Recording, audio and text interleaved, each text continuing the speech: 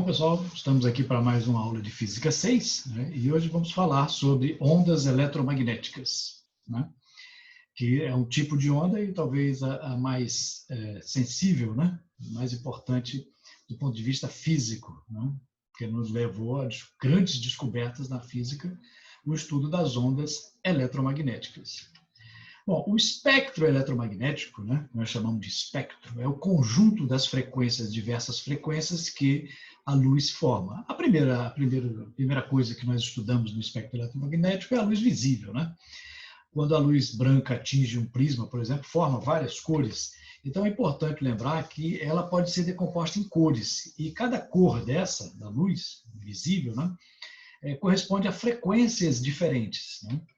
E essa frequência é correspondente. Então, o vermelho tem uma faixa de frequência típica dele, o azul, o amarelo, né? Essas as principais cores da luz visível, né? Do arco-íris, digamos assim, são o vermelho, o laranja, o amarelo, o verde, azul, anil e violeta. A gente sempre coloca nessa ordem, por quê? Porque vai de uma frequência mais baixa para uma frequência mais alta, né? E, consequentemente, de menor para maior energia. Então, o vermelho tem uma frequência mais baixa do que o laranja, do que o amarelo, verde, azul, anil, que é um azul mais escuro, e o violeta.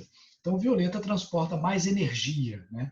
Porque a frequência é maior. Nós vimos que a energia está diretamente relacionada à frequência. E igual a H vezes F. É uma constante de Planck. E quanto maior a frequência, maior a energia transportada por o fóton, né, que compõe a luz naquela frequência. Okay?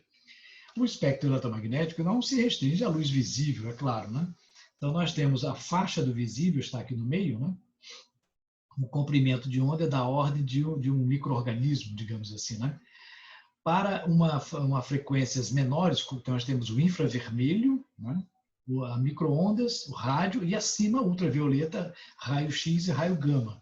Observe que o comprimento de onda, né, vai ficando menor e a frequência vai sendo maior. Então, os mais perigosos estão aqui à direita, é o raio gama, né? Mas tanto o raio gama como as ondas de rádio, né, são a mesma coisa, onda eletromagnética, igualzinha, só muda a frequência, e mudando a frequência muda a energia também, né? Ou vice-versa, né? Tem mais energia devido à frequência maior. Ela bate um número de vezes maior na unidade de tempo. Tá? Bom, o espectro eletromagnético tem faixas, né? A radiação infravermelha, por exemplo, que está próxima do visível, né, tem comprimentos de onda da faixa de 1 milímetro a 0,7 micrômetro. Né? As frequências vão de 10 a 14 Hz, né, 0,03 vezes 10 a 14, até 4 vezes 10 a 14 Hz. E a energia de 0,012 a 1,65 eV. eV é elétron-volt. A gente pode expressar a energia em forma de Joule, no sistema internacional, ou em forma de elétron-volt. O elétron-volt é a energia necessária para transportar um elétron de um polo até o outro numa diferença de potencial de 1 volt. Né? A luz visível, né, essa que nós enxergamos, né, o comprimento de onda vai de 0,75 micrômetro a 0,40 micrômetro. E a frequência de 4 vezes 10 a 14 Hz, né, a 7,5 vezes 10 a 14 Hz. Essa frequência você pode expressar também em forma de megahertz, gigahertz, né? Depende da unidade, mas a unidade padrão é o hertz e o metro, né? Que pode ser micrômetro, nanômetro, né? E a energia a gente geralmente coloca em elétrons-volt. Então, observe que com frequências mais baixas, né? O vermelho, por exemplo, tem uma frequência mais baixa, 4 vezes 10 a 14, e o de maior frequência é o violeta, do outro lado, né, que é 7,5 vezes 10 a 14. Quanto menor essa frequência, menos energia. Então, a energia varia de 1,65 elétron-volts até 3,1 elétron-volts. Então, o visível e o infravermelho estão bem próximos, né? Alguns insetos conseguem enxergar infravermelho, até um pouquinho acima do visível no ultravioleta. Né? O ultravioleta, a próxima faixa, né? Nós estamos mostrando as principais faixas, mas o espectro ele é contínuo, né? Você tem frequências de todo tipo que pode ser observado, né? Você pode observar até numa galáxia, observar uma frequência bem baixa, né? Um observatório fora da Terra, como também pode pegar raio-x da galáxia, né? A radiação ultravioleta é uma radiação de maior frequência, né? Frequência 7, acima do visível, né? 7,5 vezes 10 a 14 até 3 vezes 10 a 16 Hz. E o comprimento de onda de 400 até 10 nanômetros. Observe que vai diminuindo o comprimento de onda e vai aumentando a frequência. E a energia também. A energia da radiação ultravioleta vai até 124 eletronvolts. É por isso que se você ficar exposto à radiação ultravioleta do Sol após o meio-dia na praia, né, a energia é suficiente para penetrar na sua pele e provocar até câncer de pele, né, porque tem uma maior frequência, né, e elas aparecem, elas são menos absorvidas quando o Sol está no zênite, essa parte mais alta aqui. Quando o Sol está mais alto possível, ele transporta mais ultravioleta. O raio-X e o raio gama geralmente são barrados pela atmosfera. Pouca coisa atravessa a nossa atmosfera e nos atinge. Mesmo assim, existe essa possibilidade, mas pequena. Fora da Terra, fora da atmosfera, temos uma grande quantidade de raio-X e raio gama, que são os mais perigosos. Né? O comprimento de onda dos raios-X são menores que 10 nanômetros. Nanômetro, né? Existem dois tipos de raio-X, tem o raio-X mole e o raio-X duro, né? O de menos energia e o de maior energia. Alguns deles nós conseguimos captar e assim, suportar, digamos, né? Tanto que você tira uma chapa de raio-X quando quebra um osso, por exemplo, né? Então, esse ainda é suportável, mas existem outros de maior energia que causam grandes danos ao ser humano, né? As frequências são maiores que 3 vezes 10 elevado a 16 Hz. E as energias são maiores do que 124. Né? Já o raio gama, que é o pior de todos, né? O pior, assim, perigoso, né? O comprimento de onda são menores que 10 a menos 12 do metro. Né? E as frequências são 10 a 20 Hz. Né? Muito grandes. E a energia acima de 1 MeV, 1 milhão de elétrons volts. Então, o raio gama é aquele raio emitido após uma explosão nuclear, por exemplo. Né? Quando a explosão de Hiroshima, por exemplo, que ocorreu, deixou passar uma grande quantidade de radiação que pode ter matado muito mais gente do que a própria explosão do calor em si, né? E esses raios gama existem no espaço sideral. Então, uma nave que sai da Terra, ela tem que ter uma proteção extra devido a essa radiação, né? Nós chamamos de arco-íris de Maxwell, né? É esse conjunto. Ele mostrou que o Maxwell, James Clerk Maxwell, né, no século XIX, que um raio luminoso é uma onda progressiva, né, de campos elétricos e magnéticos, e que a óptica, que é o estudo da luz, é um ramo do eletromagnetismo. Né? Toda a óptica pode ser explicada pelo eletromagnetismo. Maxwell Hertz descobriu que as ondas de raio, de rádio, por exemplo, são igual à luz. Né? E esse conjunto completo nós chamamos de arco-íris de Maxwell, é o conjunto de todas as frequências.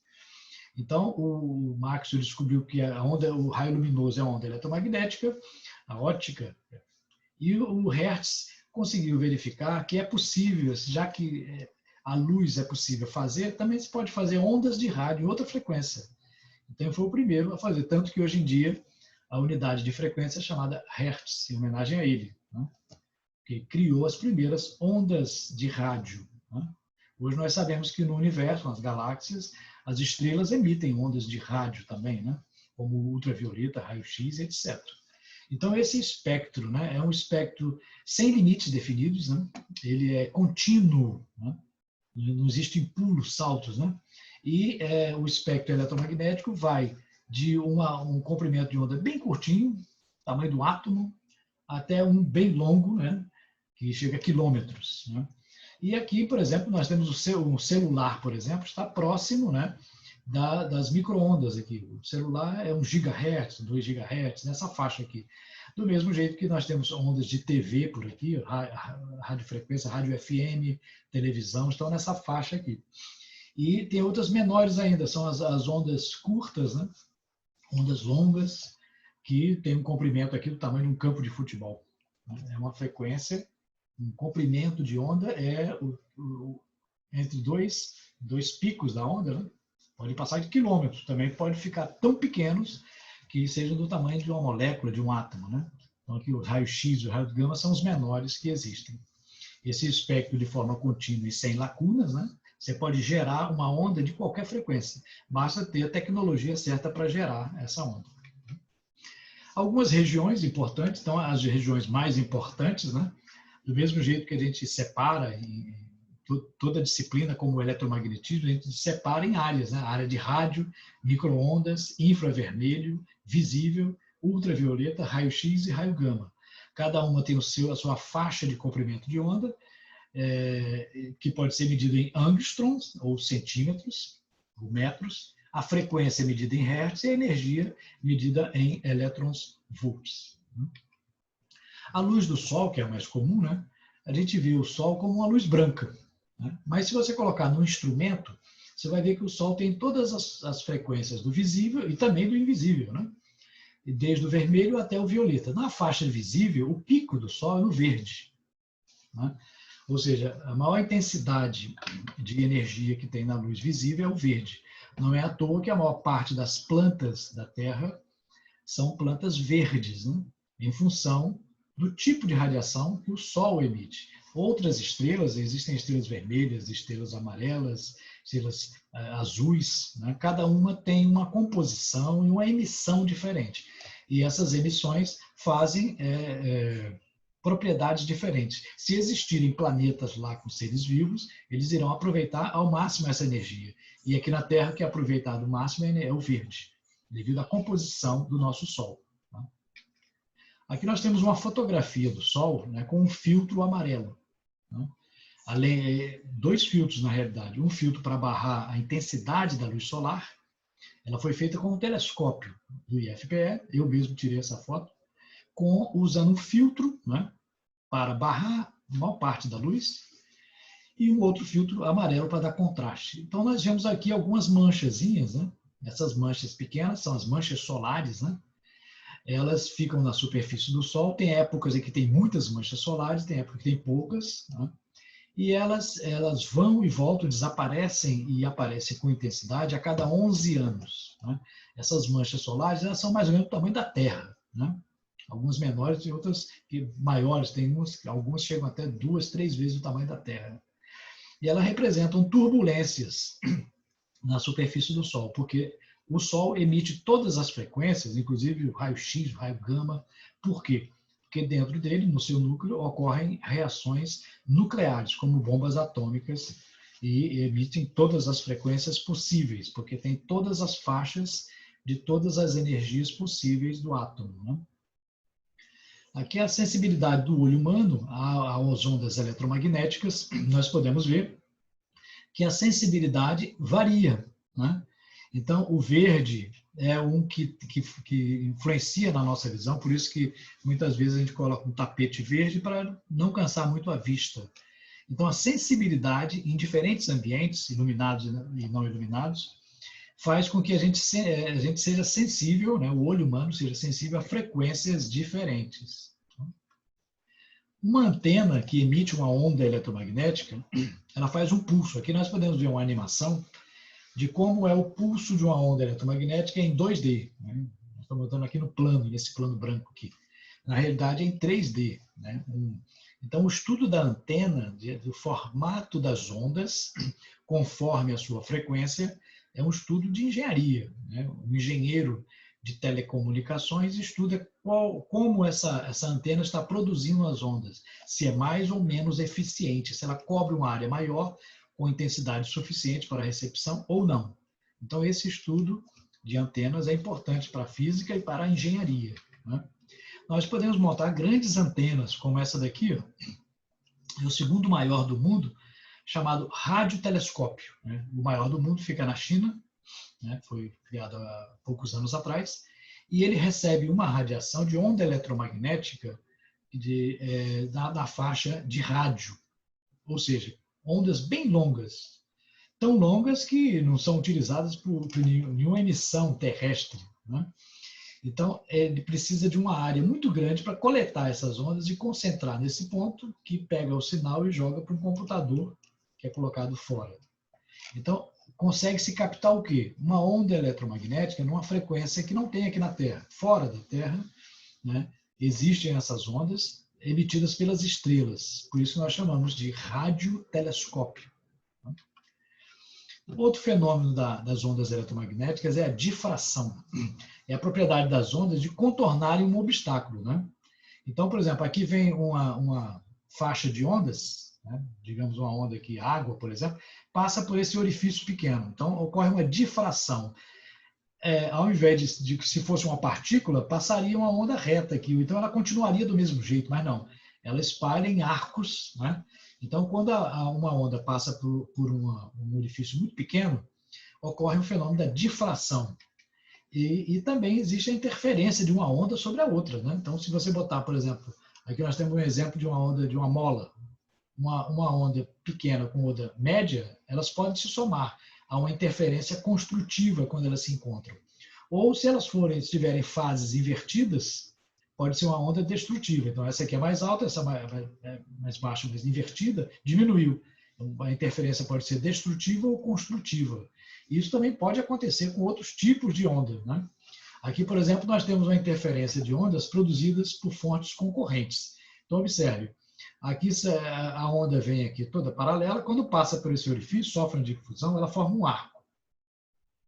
Quando passa pela segunda parede, né, tem dois orifícios. Então, quando ela passa por dois orifícios, forma uma onda circular nesse ponto e uma circular nesse ponto. Então, elas se interferem. Existem pontos onde há um aumento da amplitude e outro uma diminuição da amplitude. É uma interferência de ondas. Nessa imagem aqui à direita, você pode ver na água, como se a gente soltasse duas pedras na água, formam duas ondas. Uma interfere sobre a outra, formando essas áreas escuras e áreas claras. Na área escuras, há uma interferência negativa, né?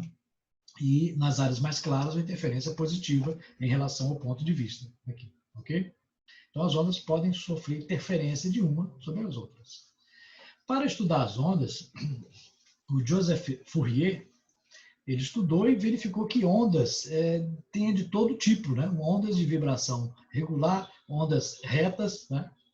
Então, tem vários tipos de onda. Então, ele imaginou como é que eu posso descrever matematicamente uma onda. Então, ele imaginou um método matemático para a onda ser construída a partir de superposição de ondas senoidais. Quer dizer, qualquer onda poderia ser colocada em formato de senoide. Essa era a ideia do Fourier. Então, por exemplo, aqui eu tenho um exemplo de uma onda dente de serra. Quer dizer, a onda se manifesta assim, sobe e desce, sobe e desce, sobe e desce. Então, continua, né? Ele imaginou uma onda senoidal que faria esse mesmo movimento. Quando chegasse a um determinado valor, ela descesse rapidamente e continuasse. Então, é possível você pegar uma onda que não é uma senoide, mas transformar ela como se fosse uma senoide, pelo menos aproximadamente. Essa é a ideia dele. Ou você pegar várias ondas senoidais e, somando, transformar numa só. Essa ideia, ele criou uma ferramenta matemática em que qualquer onda pode ser colocada em formato senoidal e como uma série. Então, por exemplo, aqui temos um exemplo. Y de x é 1 sobre π seno de kx menos 1 sobre 2π seno de 2kx, 1 sobre 3π, 1 sobre 4π, e assim por diante. Você pode fazer uma onda, né, que descreva um movimento que parecia reto, mas ele poderia ser transformado em uma onda senoidal. Essa possibilidade, né, ele fez uma série, né, que somada à tendência, ou seja, é uma aproximação da realidade. É a série de Fourier, né? Então, a série de Fourier é uma ferramenta matemática que transforma todas as ondas em ondas senoidais, né? E, obviamente, você pode transformar em cossenoidais também. Mas essas ondas podem ser descritas matemática e você prevê que formato ela teria. Okay? Um outro fenômeno que ocorre com as ondas eletromagnéticas é a polarização, né? Você só pode polarizar as ondas transversais, quer dizer, a luz você pode polarizar, né? Então, se você pegar, por exemplo, um filtro polarizador, né? A luz, quando você tem uma luz não polarizada, o eixo do campo elétrico, por exemplo, pode ser em qualquer direção. Ele está sempre, é claro que ele é perpendicular ao magnético, mas digamos que esse aqui seja o campo elétrico, esse é o magnético, né? E o movimento da onda é assim. Mas o elétrico, ele pode estar virado para lá, para cá. Então, na luz não polarizada, você tem feixes para todos os lados. O campo elétrico pode estar em qualquer direção, mas se você passar por um polarizador, ela pode ficar somente sobre um plano. Alguns óculos fazem isso. Então, aqui nessa animação aqui embaixo, você pode ver que o campo elétrico tem vários planos, mas quando passa pelo filtro polarizador, ele vai num plano só. Isso é possível você fazer filtros em que a luz seja cortada no excesso, só fique o necessário, né? Então, existe uma luz natural, que é a luz não polarizada, e a luz polarizada, ela oscila, mas oscila só num plano. O campo elétrico somente no plano e o magnético também só num plano. Então, existem filtros especiais para polarizar a onda. Você pode até usar um plano desse para ver uma imagem 3D. Né? A onda pode ser também concebida no ponto de vista matemático, né? Você pode colocar ela nesse formato.